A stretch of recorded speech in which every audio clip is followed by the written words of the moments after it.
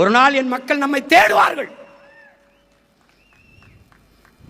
பருவநிலை மாறுகிறது, புவி வெப்பமாகிறது, கடல் கொதிநிலை அடைகிறது, நீர் கிடைக்கவில்லை, சோறு கிடைக்கவில்லை. நாம் சொல்லுகிற அரசியல் அவர்களுக்கு தெரிய வர குறைந்தது இன்னும் 1/4 நூற்றாண்டுக்கு மேலே ஆகும். அவர்களுக்கு நம்ம என்ன சொல்கிறோம்னு தெரியும். நாம் பேசுவது வேடிக்கையாக இருக்கிறது, வேடிக்கை காட்டினவன் தலைவனாக தெரியுதான். ஒன்றும் பண்ணுறதுக்கு இல்லை, ஒன்றும் பண்ணுறதுக்கு இல்லை. அவர்களுக்கு தேவை கருத்து அல்ல, வெறும் கவர்ச்சி. கவர்ச்சி எவ்வளவு? யார் வேட்பாளர்னு தெரியாது, என்ன சொல்கிறான்னு தெரியாது, அவன் வேலை செஞ்சாலும் தெரியாது, எதுக்கு போடுறோம் ஏன் போடுறோம்னு போட்டு கடைசியாக வென்றவர் இவர் தான் வேட்பாளரா?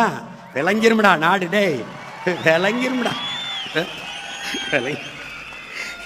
இதுக்கு marks, Lenin, Engels, இங்கர்சாலு, Socrates, Plato, Aristotle, புத்தன், பூலே, அம்பேத்கர், ஃபிடல் காஸ்ட்ரோ, சேகுவேரா, பகத்சிங்கு, வள்ளுவன், கம்பன், கபிலன், இளங்கோ, எல்லாம் பாரதி, பாரதிதாசன், பெருஞ்சித்திரனார். ஒரு இளவும் தேவையில்லை,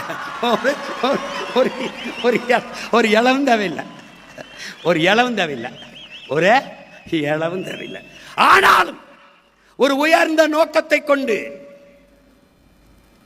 அதை நிறைவேற்றுவதற்காக தொடர்ந்து தொடர்ந்து செயல்படுகிற முயற்சி தான் வரலாற்றில் பிற்காலத்தில் வருகிற மக்கள் படிக்கிற வரலாறாக மாறுகிறது என்கிறான் மாமேதை மார்க்ஸ். என் அன்பு உடன் பிறந்தார்களே, பேரன்பு மிக்க என் பெற்றோர்களே, அலை கரும்பாறையை கரைப்பது வலிமையால் அல்ல, தன் விடா முயற்சியால் என்பதை புரிந்து கொள்ள வேண்டும். என்னை தோற்கடித்து தோற்கடித்து நீ தோற்று போவாய், கடைசியாக நான் வென்று முடிப்பேன், அன்னைக்கு நீ என்னோடு சேர்ந்து சிரிப்பாய்.